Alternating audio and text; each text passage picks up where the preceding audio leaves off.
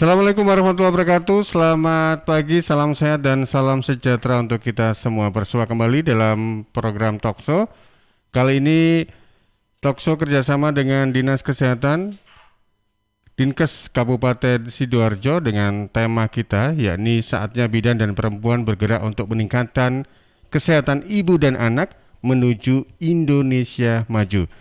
Tentunya juga Anda bisa simak secara streaming untuk audio visualnya, baik itu di Facebook kami di LPPL Suara Sidoarjo atau juga di channel YouTube kami LPPL Radio Suara Sidoarjo, dan juga untuk hasil rekamannya nanti bisa Anda cek di akun YouTube kami yang lain yaitu di Suara Sidoarjo Channel. Untuk Anda yang bergabung nanti bisa bertanya-tanya ya, baik itu via Zoom atau WA di 0811 309 1009. On air juga boleh di 031 896 1514. Bersama narasumber Ibu Farida Hanum MKes, beliau dari IBI, Ikatan Bidan Indonesia Kabupaten Sidoarjo. Saya sapa terlebih dahulu yang luar biasa ini, Bu Bidan. Assalamualaikum Bu Farida Hanum.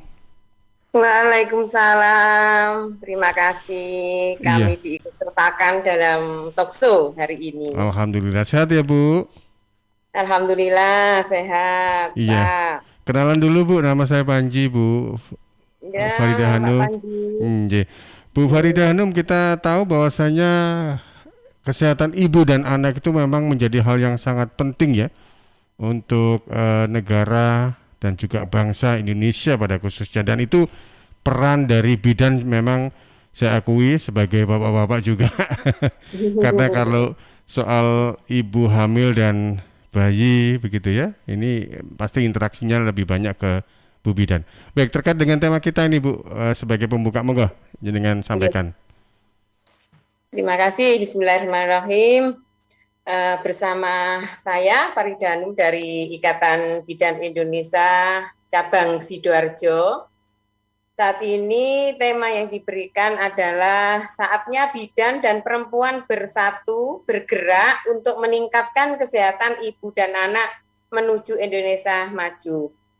Tema ini merupakan tema Hari Bidan Nasional tahun 2020 ya. Jadi pada saat itu ulang tahun Bidan Indonesia yang ke-69. Nah, tema ini artinya sangat luas sekali, tetapi perlu digarisbawahi. Jadi benang merahnya adalah bidan dan perempuan bersatu. Artinya bidan memang perempuan. Nah, dan perempuan di sini artinya adalah masyarakat.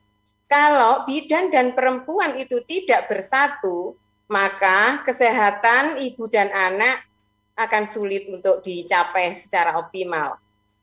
Kemudian kalimat berikutnya adalah bergerak.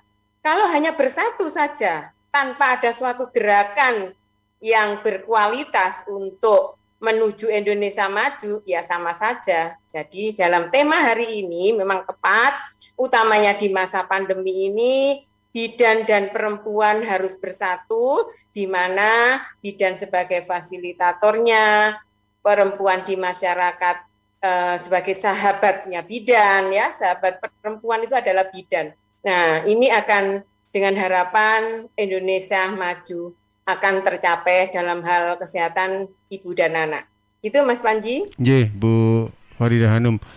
Kalau nggak salah Hari Bidan Sedunia itu tanggal 5 Mei ya. Kalau Indonesia Ya, tanggal berapa, Bu? betul. 24 Juni. 24 Juni. Oh, ini berarti beberapa minggu lagi, beberapa hari lagi gini ya. Gitu ya. Ya, betul. Baik. Ya. Nah, terkait dengan bidan ini memang tidak luput dengan ibu dan anak, karena memang apa ya istilahnya, kalau boleh dibilang orang awam mengatakan tupoksinya itu kan memang berinteraksi dengan mereka. Kalau di Ya. wilayah Kabupaten Sidoarjo apa yang menjadi isunya ini Bu Bidan Farida Hanum? Ya.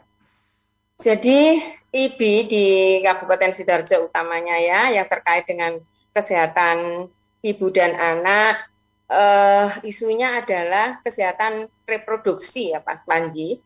Nah ini ke depan, jadi kemarin kita sudah diundang juga diundang dalam pembahasan KB dan Kespro.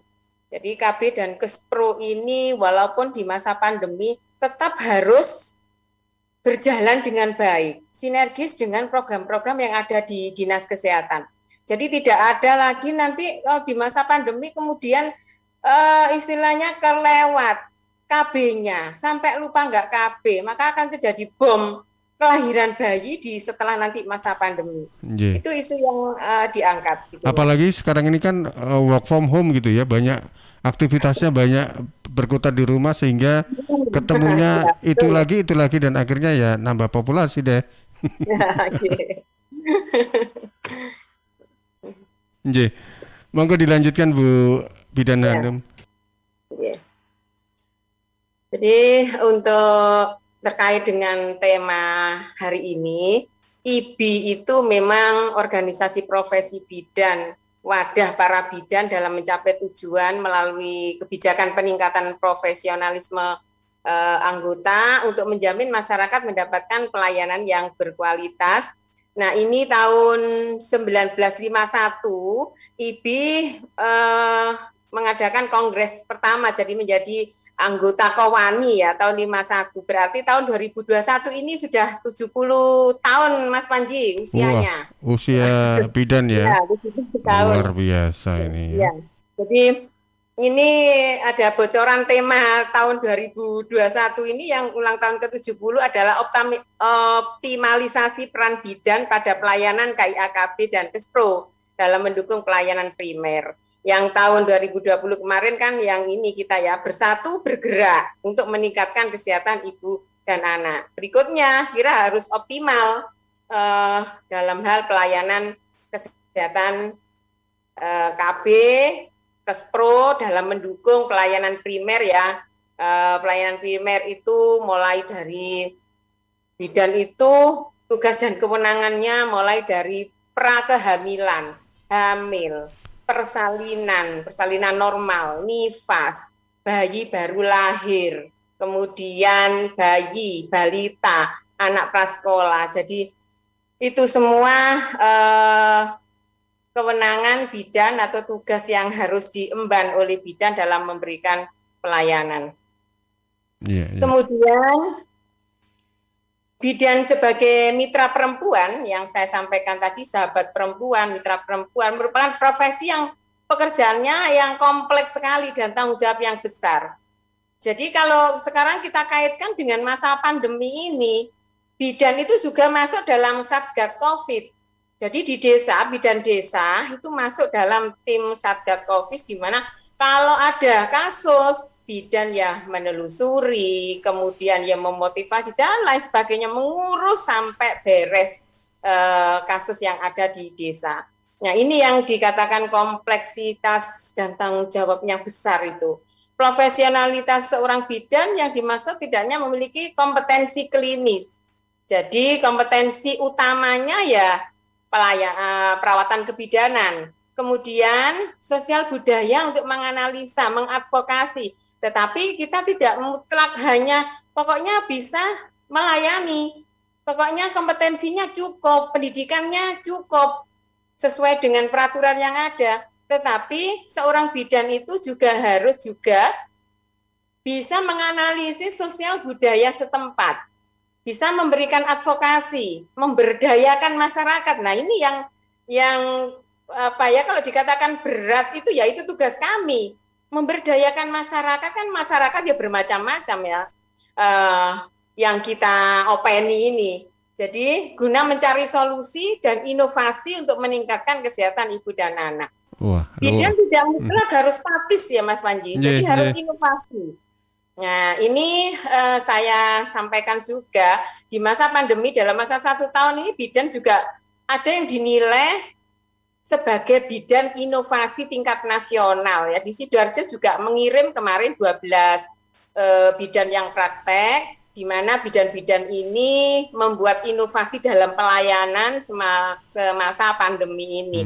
Tidak hanya statis ya itu aja pelayanannya, yang penting pelayanan yang dipakai inovasi tidak keluar dari etika dan kewenangan bidan dalam undang-undang kebidanan. Ya, ini mudah-mudahan dari 12 kandidat yang ikut dalam seleksi bidan Nggih. inovasi tingkat nasional ini ada yang berhasil jadi ini ya, Nggih, juara gitu ya. amin. Amin, mudah-mudahan Biar seperti itu. Sidoarjo punya nama, ya, artinya bidan Sidoarjo itu tidak hanya berkutat dalam pelayanan yang biasa-biasa saja, tetapi luar biasa, di mana luar biasanya dalam ranah, tetap ranahnya undang-undang kebidanan. Iya, iya. Untuk tema kita atau untuk talkshow ini sebenarnya tidak melulu kepada perempuan, tapi laki-laki juga perlu untuk mendengarkan karena bagaimanapun juga kan peran serta antara istri dan suami ini juga dituntut untuk ikut saling bersinergi begitu ya Bu Bidan Faridah Hanum Ya, gitu ya. Mas Panji. Baik.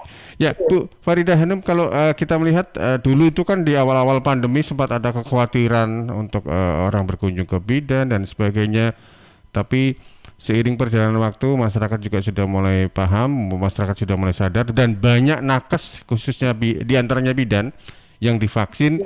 Jadi kalau mau datang ke misalnya ke puskesmas atau ke BPM bidan praktek mandiri, nggak usah khawatir lagi, nggak usah takut lagi karena pasti kalau nakes itu kan soal protokol kesehatan tetap nomor satu begitu ya Bu Bidan Ya, Faridah Hanum begitu ya.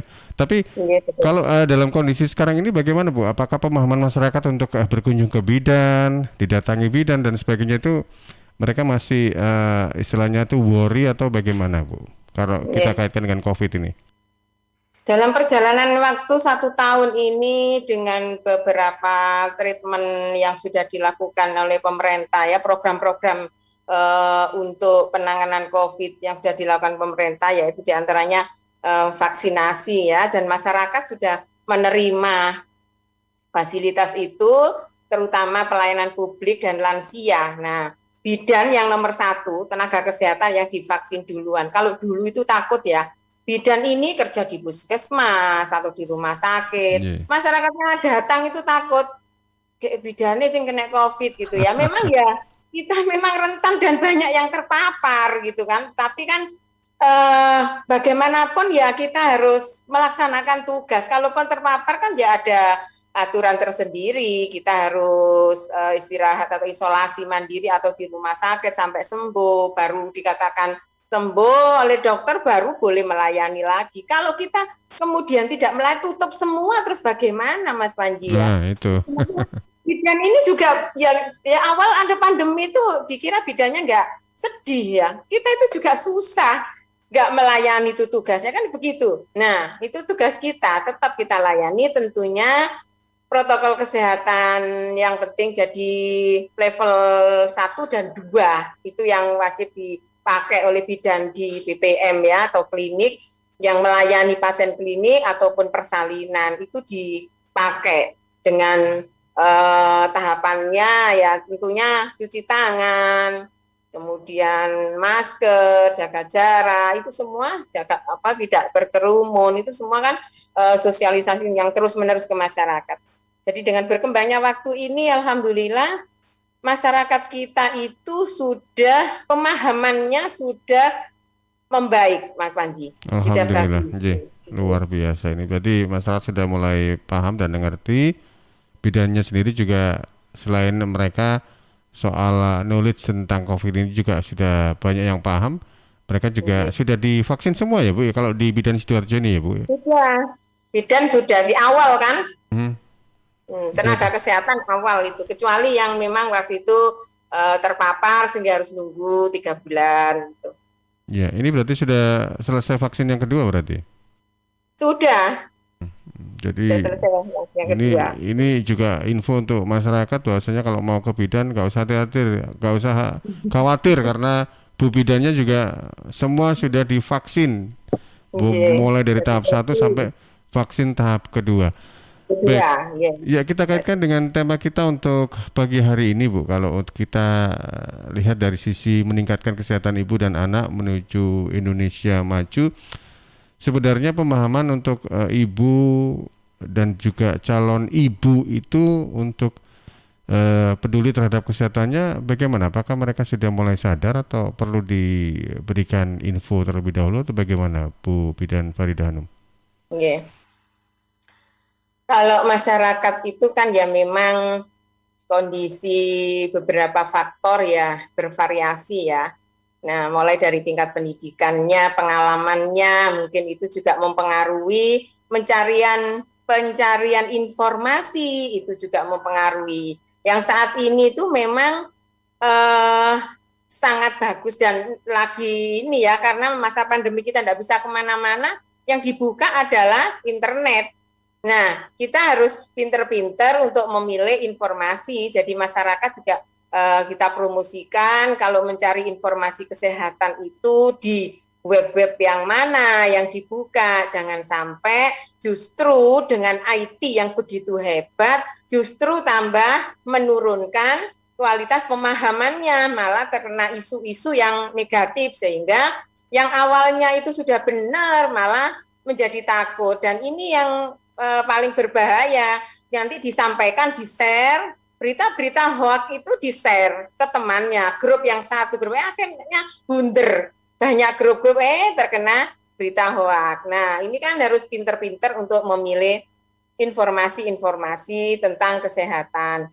Nah, selaku bidan, kalau toh masyarakat itu sudah banyak yang pinter mencari informasi di medsos, di Google ataupun di internet. Tetapi bidan ini masih tetap berkewajiban untuk menggerakkan, memotivasi, mempromosikan. Itu kan kewajiban kami. Jadi tugas kami itu selain memberikan pelayanan ya untuk memberikan pendidikan, mempromosikan kesehatan. Terus harus berjalan, jangan sampai lengah karena masyarakat nanti kalau misalnya kita tidak terus secara kontinu memberikan pendidikan ini dan mengulang-ulang, ya, mengulang-ulang apa yang disampaikan kemarin, karena kalau tidak begitu akan kendor, ingatannya terpengaruh dengan informasi yang lain, malah lupa, gitu, ya. Jadi tetap Mas Panji, bidan itu tetap tugasnya memberikan pendidikan kepada masyarakat dan memfasilitasi masalah-masalah kesehatan, informasi yang dibutuhkan oleh masyarakat. Iya, Bu Farida Hanum, kalau melihat dari, kalau saya coba cek-cek beberapa database di redaksi Suara Sidoarjo ya. Di tahun 2020 itu angka kematian ibu, angka kematian bayi, AKI dan AKB sudah mengalami penurunan. Kalau Anda melihat di tahun-tahun ini apakah ada penurunan kah atau bagaimana ini, Bu Farida Hanum? Ya, sesuai dengan data yang ada memang terjadi penurunan, Mas Panji. Jadi semakin screening itu dilakukan ya, deteksi dini. Jadi itu tugas bidan itu selain memberikan pelayanan kesehatan ibu dan anak itu juga ada tugas melakukan deteksi dini dan rujukan.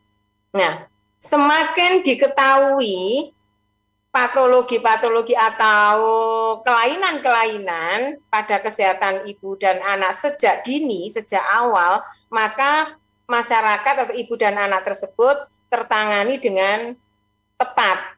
Sehingga ini akan menurunkan angka kematian ibu dan bayi. Tuh. Kemudian yang kedua, bidan sendiri memegang teguh kewenangan sesuai dengan undang-undang kebidanan. Kalau itu bukan kewenangannya, tindakan-tindakan tertentu yang memang itu bukan kewenangan bidan, ya tidak dilakukan. Sehingga itu tidak menjadikan penambahan angka kematian ibu dan bayi. Kalau misalnya, oh itu sudah kewenangannya dokter kandungan, sudah kewenangan dokter anak, ya sudah. Tidak ketahui, ini ada masalah, segera dirujuk. Nah, rujukan yang baik itu bisa menurunkan angka kematian ibu dan janin. Dan yang kedua, promosi kesehatan yang sejak awal sudah didengungkan, sudah dipahamkan ke masyarakat, seperti pemeriksaan kehamilan.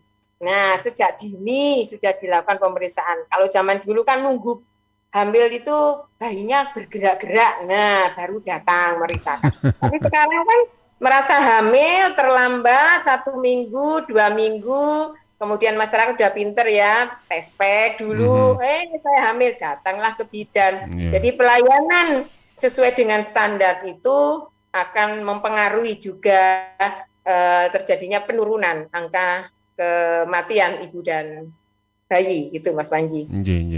Kabar gembira mungkin ya kalau sudah hamil dan diomongkan ke suaminya gitu, suaminya pasti akan merespon dengan gembira gitu ya. Suaminya loh, bukan suami orang lain gitu.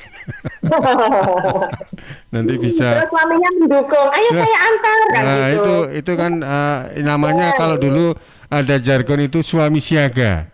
Iya betul. Iya, jadi saya juga mengalami fase seperti itu, siap antar dan jaga gitu ya. Jadi kalau misalnya ada istilahnya kontraksi atau ada keluhan di perut malam gitu, jam berapapun harus siap dibawa ke bidan atau ke klinik begitu. Nah, itu luar biasa. Baik. Kerjasama yang baik. Bu Farida Hanum dan juga untuk sahabat-sahabat IB dan juga untuk sahabat pendengar dan pemirsa, kita jeda dulu ya Bu. Nanti kita akan kembali sesudah kita ikuti beberapa pesan berikut ini. Baik sahabat pendengar dan pemirsa, Anda masih bersama di program Talkshow LPPL Radio Suara Sidoarjo bekerja sama dengan Dinkes Kabupaten Sidoarjo dengan tema Saatnya Bidan dan Perempuan Bergerak untuk Meningkatkan Kesehatan Ibu dan Anak Menuju Indonesia Maju. Kami akan kembali sesudah beberapa pesan berikut ini. Suara Sidoarjo, lembaga penyiaran publik lokal pemerintah Kabupaten Sidoarjo. Rokok opo ki lho, kok putihan? Ya rokok entok, ya murah, ya akeh. Rokok ilegal ki. Masa rokok ilegal iki? Yo ki. Lah awakmu kok roh nek ki rokok ilegal? Rokok ilegal iki gak nek pita cukene. Samen paling roe bandro iku lho. Rokoke kudu enek merek karo nama perusahaane sing terdaftar ndek bea cukai. Lokasi pembuatane ndek kene yo gak enek. Terus ndek kene rokok ilegal iki gak enek gambar karo peringatane teko pemerintah. Berarti rokok ilegal gak resmi no? Aduh ya mesti to Lemul. Rokok ilegal iki merugikan negara. Mergo ora mbayar cukai sing digembangun negara. Walah cucu, sepenting wong-wong gak roh. Loh, gak iso le iki. Makane to Le, tuku sing pasti-pasti ae. Aja ngawur. Laporkan peredaran rokok ilegal ke kantor Bea Cukai terdekat atau hubungi nomor 1500 225 1500 225. Iklan layanan masyarakat ini dipersembahkan Bea Cukai Sidoarjo. Ayo, ngewangi Bea Cukai, berantas rokok ilegal. Bea Cukai Sidoarjo, fokus mengawasi, tulus melayani.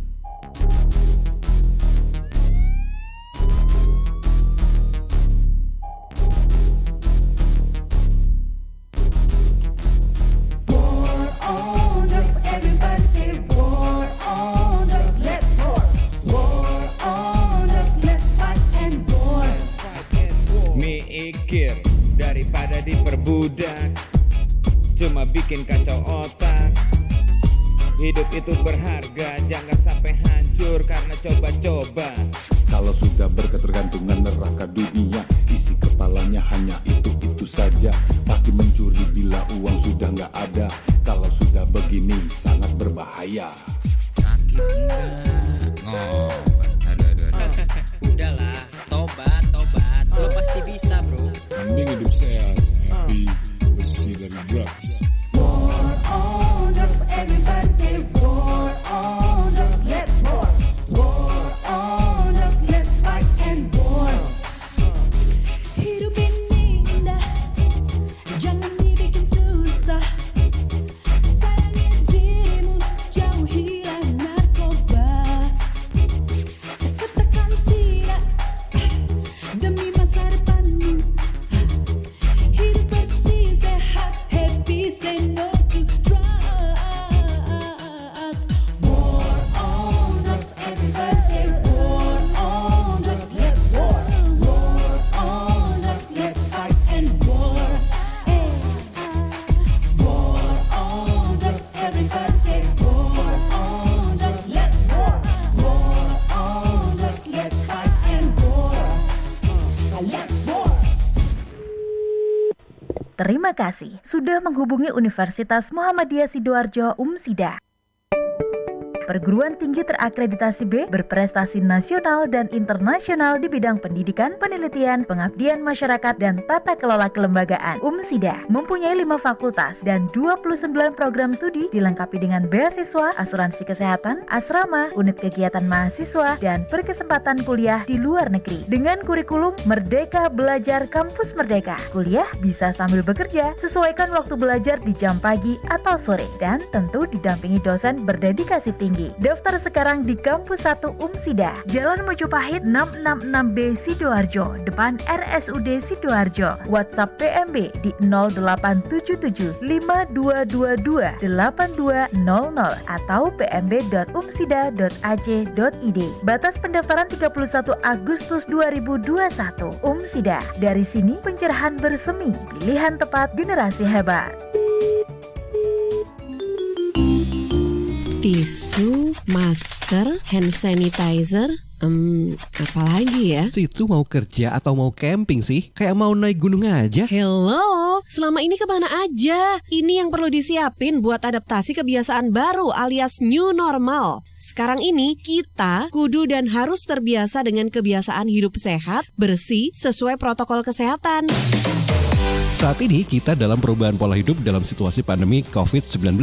Jadi kita perlu melaksanakan adaptasi kebiasaan baru atau protokol kesehatan dalam kegiatan sehari-hari. Jangan lupa pakai masker, tetap jaga jarak, sering cuci tangan pakai sabun dengan air mengalir. Sediakan hand sanitizer kemana-mana. Kalau flu, di rumah saja. Nggak perlu bersalaman, say hello saja. Kalau nyampe di rumah, langsung mandi. Gunakan uang elektronik. Kalau naik kendaraan umum, jaga jarak. Balita atau lansia, di rumah saja. Ayo menuju new normal dengan melaksanakan protokol kesehatan dan menerapkan adaptasi kebiasaan baru.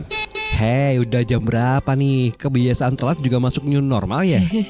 Ada yang kurang satu, uang sakunya belum. Iklan layanan masyarakat ini persembahan Dinas Kesehatan Kabupaten Sidoarjo. Sahabat Bea Cukai Sidoarjo, dalam menjalankan tugas dan fungsi di bidang pelayanan maupun pengawasan, satu di antara inovasi dalam penyederhanaan proses bisnis melalui KEISA. KEISA Custom and Access Integrated System Automation di tahun 2018 sampai 2024. Bea Cukai Sidoarjo menerapkan KEISA 4.0 yang mengedepankan single core system, smart custom access dengan mengoptimalkan pengawasan yang memanfaatkan teknologi. Kemudian ada layer support, mengotomasi proses bisnis pendukung. Analitik berupa pemanfaatan data untuk pengambilan keputusan organisasi. Informasi ini persembahan dari Bea Cukai Sidoarjo, fokus mengawasi, tulus melayani. Suara Sidoarjo, lembaga penyiaran publik lokal pemerintah Kabupaten Sidoarjo. Baik, terima kasih Anda masih bersama kami dalam program Talkshow bersama sahabat-sahabat dari Dinas Kesehatan Kabupaten Sidoarjo. Kali ini ada sahabat-sahabat dari IBI, Ikatan Bidan Indonesia Cabang Kabupaten Sidoarjo. Tema kita adalah Talkshow, saatnya bidan, atau tema kita adalah saatnya bidan dan perempuan bergerak untuk meningkatkan kesehatan ibu dan anak menuju Indonesia maju. Karena hebatnya satu negara itu adalah juga dari faktor ibu dan juga anak-anak sebagai generasi yang akan datang ya. Ngoten nggih Bu Bidan Farida Hanum. Baik, Bu, mohon izin saya ke redaksi, ada beberapa pertanyaan ini yang sepertinya sudah masuk, yang nggak sabar untuk disampaikan di 0811309109. Ada Meg. Pertanyaan dari Mulya ke Dondong, persyaratan, Regina ditarik. Cara mempertahankannya bagaimana ya untuk asumsi seorang ibu yang sedang menyusui dalam penanganan COVID-19 di era sekarang. Oke. Yang kedua dari Tania Bangsari, alokasi jalan itu diminta di manakah ya Bu? Untuk sebentar, itu yang tadi yang iya, ini alokasi jalan. Alokasi jalan untuk proses pemintaan yang Talkshow tadi pagi. Ibu. Oke, baik. Sepertinya tadi sempat ini datanya sempat belum di-refresh oleh Mega ini, Bu Farida. Mohon maaf. Tapi pertanyaannya menarik dari Bu Mulya tadi ditarik, yaitu tentang bagaimana sikap ibu yang mau memeriksakan kehamilan dan juga ya istilahnya itu bertemu dengan bidan di saat COVID-19 ini, apa yang perlu dipersiapkan dari rumah begitu Bu Bidan? Monggo Bu Farida. Persiapan ibu sebelum pemeriksaan kehamilan gitu ya, Mas Panji ya. Iya betul. Kalau mau datang ke bidan gitu. Datang ke BBM ya, maupun ke klinik atau ke vaskes yang lain begitu. Oke. Saya menangkap pertanyaannya ini persiapan secara fisik gitu ya. Persiapan secara fisik, apa yang perlu dilakukan begitu ya? Oke. Kalau persiapan secara materi mungkin kita tanya ke pasangannya masing-masing begitu. Iya betul. Jadi sebelum melakukan kunjungan ya, baik itu di puskesmas atau bidan mandiri, di klinik gitu ya, Bu Mul, pertanyaannya tadi.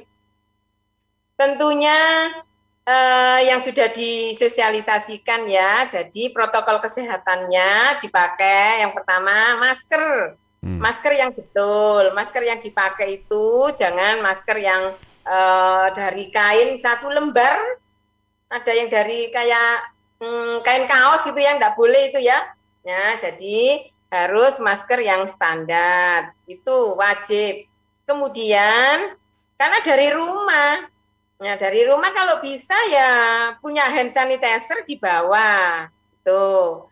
Kemudian kalau sudah sampai di bidan, puskesmas atau klinik, jaga jarak antara pengunjung. Tentunya ini sudah dijadwal ya, bidan-bidan itu sudah menjadwal ketika jam sekian sampai jam sekian itu biasanya pasien-pasien sekarang ini dengan situasi yang sudah hampir 1 tahun itu jadi semakin tertata. Kalau mau periksa apa itu biasanya menghubungi dulu. Nah, menghubungi dulu, Bu, saya mau periksa jam sekian. Nah, nanti kalau ada lagi jam sekian, agak dijeda, Mbak. Jam 10, nanti jam 10 lebih 1/4 ya datang. Nah, misalnya seperti itu. Kalau ini menghubungi dulu. Kalau enggak, tentunya kalau sudah di klinik ya harus bisa menjaga jarak tadi kalau ada pasien yang lain. Kemudian sampai di klinik wajib cuci tangan dulu. Ke bidan praktek atau puskesmas datang wajib cuci tangan dulu. Kemudian diukur suhu ya, screeningnya kan diukur suhu. Kemudian baru diberikan pelayanan. Jadi kalau dari rumah apa yang disiapkan? Ya tentunya kalau persiapan kaitannya dengan masa pandemi ya wajib pakai masker itu. Tuh. Kalau enggak bawa hand sanitizer ya nggak apa-apa, kan cuci tangan dulu di rumah. Sampai di rumah bidan nanti kan cuci tangan lagi. Iya betul. Saya pikir di tempat-tempat seperti BPM, klinik atau vaskes yang lain itu kan sudah banyak ada tempat cuci tangan, hand sanitizer, bahkan thermal gun juga ada gitu ya. Nah, ini ada pertanyaan menarik ini dari Bu Putri ya, Bu Putri yang ada di kawasan Candi. Bu Putri ini pasangan muda yang bertanya ini, kebetulan Bu Putri bukan yang lagi hamil, soalnya ditulis di sini. Saya nggak lagi hamil loh, takutnya dikira gitu. Pasangan muda, pertanyaannya adalah ketika ada bumil yang positif COVID-19, ketika mau melahirkan itu prosedurnya seperti apa ya? Baik, terima kasih Bu Putri yang ada di Candi Sidoarjo. Nah ini juga mungkin menjadi pertanyaan banyak orang ya, kan kita nggak tahu kita ini terpapar COVID atau enggak ketika diperiksa, loh kok hasil rapid antigennya reaktif, kemudian swabnya juga positif. Nah posisi lagi hamil lagi, ini biasanya perlakuannya seperti apa ini Bu Farida? Jadi kalau misalnya ditemukan di BPM itu ada ibu yang membawa hasil. Nah, diperiksanya kan itu sudah di puskesmas ya, Mas Panji. Misalnya di puskesmas atau di rumah sakit. Laporannya kan sudah langsung ke Dinas Kesehatan. Dinas Kesehatan langsung turun ke puskesmas, ke bidan desa. Jadi seorang ibu hamil yang sudah diketahui positif misalnya di puskesmas, bidan yang mempunyai wilayah, jadi bidan desanya itu sudah tahu. Nah, yang berkewajiban untuk mengunjungi memandu, mengawal pasien-pasien yang hamil dengan positif COVID ini adalah bidan yang punya wilayah tersebut. Nah, tentunya harus melahirkan di rumah sakit, sehingga kalau pasien itu kadang menghilang, itu di jaringan bidan, itu sudah tahu semua. Artinya wilayah sini misalnya, wilayah Candi, itu ada yang positif, ternyata ibu hamilnya itu hilang, pindah ke daerah mana, itu kan sudah ada jaringannya untuk memantau di mana pasien yang positif tadi kok menghilang gitu ya. Nah, jadi itu yang positif tadi tidak usah bingung, artinya terus melarikan diri. Lah itu malah berbahaya untuk dirinya sendiri dan berbahaya untuk bayi yang akan dilahirkan dan juga di lingkungan sekitarnya. Tapi kalau ini sudah bisa menerima, kemudian hatinya itu tertata, imunnya menjadi bagus, dikawal oleh tenaga kesehatan, melahirkan di rumah sakit, itu kan juga akan menjadi baik. Yo. Tapi kalau ini malah ketakutan, malah hilang, ini justru akan bahayanya bagi semua orang, selain ibu hamil dan bayinya tadi, yang lainnya juga bisa ketularan. Iya, baik. Jadi karena COVID ini juga bisa disembuhkan begitu ya Bu Farida ya? Ya, jadi COVID kan virus ya Mas Panji ya. Ya memang belum ada obat yang ini ya, di beberapa informasi kan begitu. Tetapi dengan kondisi seseorang yang sudah ada protokol, istilahnya protapnya, ketika kena COVID itu harus diisolasi, nutrisi yang baik, diberikan obat-obat vitamin dari tenaga kesehatan atau puskesmas atau rumah sakit, disupport ini, kemudian tidak boleh bercampur dengan keluarga, namanya isolasi mandiri tadi di tempat tersendiri, nah diopeni orang lain, nah itu kan akan menjadi baik ketika dia memang benar-benar mau melakukan seperti itu, bukan bertambah menolak. Jadi itu diterima, kemudian sesuai dengan protap yang ada pada pelayanan kesehatan itu, untuk protap pasien COVID itu bagaimana, itu diikuti. Nah, kalau sudah diikuti itu ya juga akan menjadi baik. 10 hari, 2 minggu, itu pasti ada perkembangan yang baik. Dan anaknya juga, nah ini kan ada, coba itu kalau kita lihat artis itu, Nadia Mustika ya, istrinya penyanyi Rizky Ridho, itu kan melahirkan dengan COVID ya. Jadi kan juga aktif lihat infotainment ya Bu ya. Ya sekilas saya buka, oh kena COVID, jadi harus dipisahkan dengan bayinya, dia mau menerima dirawat ini kan ya sekarang sudah baik, sudah negatif, bisa menyusui bayinya kembali bersama keluarga gitu. Jadi yang penting jangan panik ya, tetap tenang, jangan panik, semangat dalam melakukan pelayanan yang diberikan. Jadi pelayanan kesehatan yang dianjurkan oleh itu apa, itu diikuti. Kontrol ya dikontrol, diperiksa, minum obat ya diminum. Jadi kuncinya kalau memang kondisinya seperti itu, COVID positif begitu ya. Jadi kuncinya adalah kita harus tetap tenang, selalu berpikir positif dan juga menjaga kesehatan, karena memang ada beberapa case memang ibu lagi hamil positif COVID gitu, alhamdulillah persalinan lancar dan juga ibu dan bayinya juga sehat begitu ya, seperti yang dicontohkan oleh Bu Farida Hanum tadi, Nadia Mustika. Nah kalau bicara soal infotainment Bu, ini yang di redaksi ini juga suka nonton infotainment ini mulai pagi sampai malam ini. Ya, saya coba cek ke redaksi, ada pertanyaan yang sudah masuk, sudah di refresh ya. Oke, silakan. Dari Ana di Sidoarjo, apakah donor ASI bisa mempengaruhi perkembangan bayi? Terus ada pertanyaan selanjutnya dari Rizkia di Wage, cara membedakan lendir keputihan atau ketuban ketika hamil bagaimana ya Bu? Saya baru hamil muda pertama kali. Terus ada Afika di Buduran, saat hamil perut tiba-tiba terasa nyeri dan menyundal. Bagaimana cara mengatasinya? Dan ada pertanyaan terakhir dari Zakia Krian.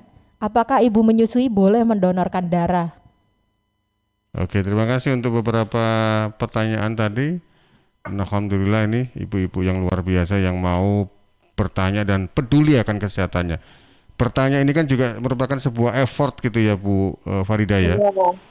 Kalau ibu-ibu itu sudah mulai aware terhadap kesehatan. Monggo ditanggapi Bu Farida. Nah, tadi saya menyimak dua, soalnya pertanyaan banter, jadi saya enggak sempat nulis ini ya. Donor ASI yang pertama ya, bagaimana terhadap perkembangan bayi, ada pengaruh enggak ya. Jadi untuk donor ASI sebenarnya kalau kondisi ibu yang mendonorkan ASI itu sehat, tidak ada penyakit ataupun sesuatu yang menjadikan ASI itu tidak berkualitas, tidak masalah. Jadi kualitas ASI yang baik ketika diminum oleh bayi, walaupun itu bukan anaknya sendiri ya, jadi itu sesusuan ya. Jadi sesusuan kalau kita orang Islam ya, pada saat Nabi Muhammad aja sudah ada ya, ibu yang menyusui Nabi itu Halimatus Sa'diyah ya. Nah, itu pun tidak ada kalau kita kaitkan dengan yang kita pelajari, itu tidak ada informasi atau yang kita terima, ilmu yang terima itu berbahaya, itu tidak ada. Nah, kalau sekarang orang mendonorkan ASI, kemudian karena ibunya itu ASInya sudah tidak keluar, kemudian bayinya diberi ASI orang lain, selama ASInya baik, orang yang mendonorkan sehat, tidak ada masalah, tetap berkembang bagus bayinya. Kemudian untuk memeriksa ya ketuban ataupun lendir. Yang pertama, lendir dan ketuban itu konsistensinya beda ya. Lendir itu mulur ya, ketika kita tekan dengan jari ditarik itu kayak ada ya, lendirnya apa ya istilahnya, mulur gitu bahasanya itu. Istilahnya itu kayak elastis gitu ya Bu ya. Elastis gitu. Tapi kalau ketuban enggak, cairan kayak air gitu ya. Ditarik ya enggak bisa elastis, enggak bisa mulur, itu yang pertama. Lebih lengket gitu ya. Yang kedua, keluarnya. Kalau itu misalnya kencing ya, perbedaannya biasanya yang sering itu membedakan dengan kencing gitu ya. Kencing itu orang kan terasa. Tapi ketika ketuban keluar itu enggak terasa. Nah, ini yang ditanyakan, tapi kan lendir ya. Nah, kan lendir ataupun ketuban tadi. Itu perbedaan konsistensi. Yang kedua, kalau tidak ngerti-ngerti misalnya kok sulit ya, ini ketuban campur lendir atau bagaimana? Periksa saja, nanti ada pemeriksaan lakmus itu namanya. Jadi nanti dilihat, oh ini benar ketuban atau ini lendir gitu. Nah, untuk deteksi dininya sendiri itu tadi dicoba sendiri. Itu pertanyaan dari Bu Ana yang soal donorasi. Yang kedua tadi dari Bu Rizkia di Wage, cara membedakan lendir dan ketuban. Pertanyaan berikutnya tadi dari Bu Afika di Buduran, saat hamil perut tiba-tiba terasa nyeri dan menyundal, itu kenapa? Pertanyaan berikutnya, hamil perut terasa nyeri dan apa Pak Panji? Menyundal. Oh, menyundal, hamil, nyeri dan menyundal. Terus? Kemudian pertanyaan terakhir dari Bu Zakia di Krian.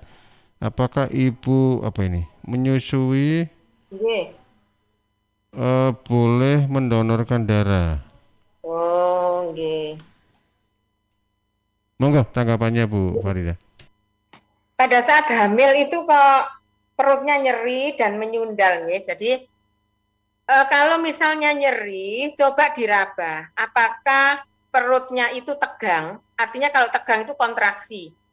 Kalau tidak kontraksi, berarti ada sesuatu, mungkin ususnya yang bermasalah atau lambungnya yang bermasalah. Ya, kalau nyerinya daerah uterus atau kandungan, nyeri itu biasanya ada kontraksi. Kontraksi pada ibu hamil yang hamil tua, masuk di trimester 3 atau menjelang persalinan, itu sudah lumrah. Jadi itu masa pendahuluan sebelum melahirkan. Ada kontraksi yang istilahnya kontraksi Braxton Hicks, itu memang uterus itu ototnya cenderung berkontraksi gitu ya. Kemudian kalau menyundal itu gerakan gerakan bayi, berarti bayi kalau bergerak itu ya sehat.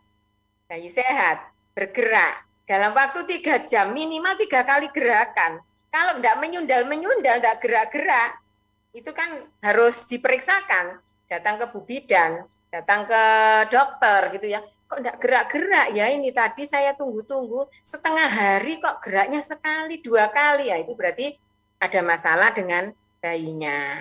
Jadi ya, nyeri daerah mana perlu dikaji dulu, nyerinya mungkin daerah ulu hatinya, nyeri bagian bawah, nyeri di samping. Nah, seringkali nyeri yang dirasakan itu adalah akibat dari kontraksi yang ada di kandungan. Tetapi kalau nyerinya pada hamil muda ini berbahaya. Nyeri pada hamil muda kemudian ada kontraksi, maka ini ancaman keguguran. Harus segera diperiksakan ke dokter kandungan. Lebih cepat periksa lebih baik gitu ya, kita bisa mendeteksi secara dini gitu ya. Iya, diketahui penyebabnya nyerinya karena apa. Tapi kalau yang hamil-hamil tua tadi Mas Panji, kok nyeri ya, dipegang, oh tegang, ya sudah dipakai istirahat dulu. Tapi kok nanti nyeri lagi ya, itu mau melahirkan berarti.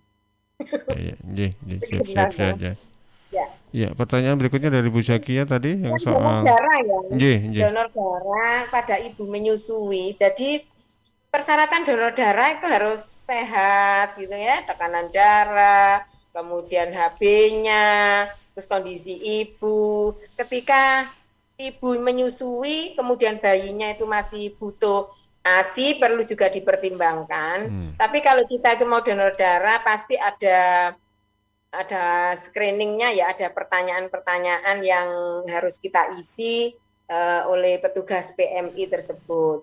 Kalau itu menyusui dan bayinya memang masih butuh-butuhnya ASI dengan baik, kemudian kondisi ibu kalau misalnya diambil darahnya itu akan terjadi penurunan yang signifikan, mungkin ya sebaiknya ditunda dulu. Ketika ibu nanti sudah lepas, tidak menyusui, baru ibu bisa mendonorkan darah. Dikhawatirkan nanti habis donor darah, kondisinya terjadi penurunan. Tapi perlu konsultasi aja dengan PMI ketika bayinya sudah besar, sudah waktunya menyape, kemudian anaknya ini sudah doyan makan dan lain sebagainya, kondisinya ibu baik, ya sebaiknya konsultasi dulu di PMI, nanti ada screeningnya begitu. Biasanya kalau kita mau donor itu kan disuruh ngisi kuesioner yang terus ditimbang dan diperiksa HB-nya, kemudian macam-macam gitu ya. Tapi sarannya dari Bu Farida tadi memang kalau memang utamakan kesehatan diri dan juga bayi, kalau memang sudah istilahnya disapi dan sebagainya baru kita bisa donor begitu ya.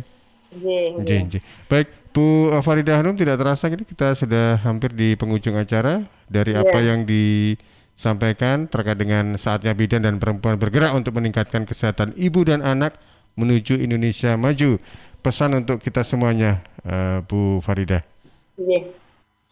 Jadi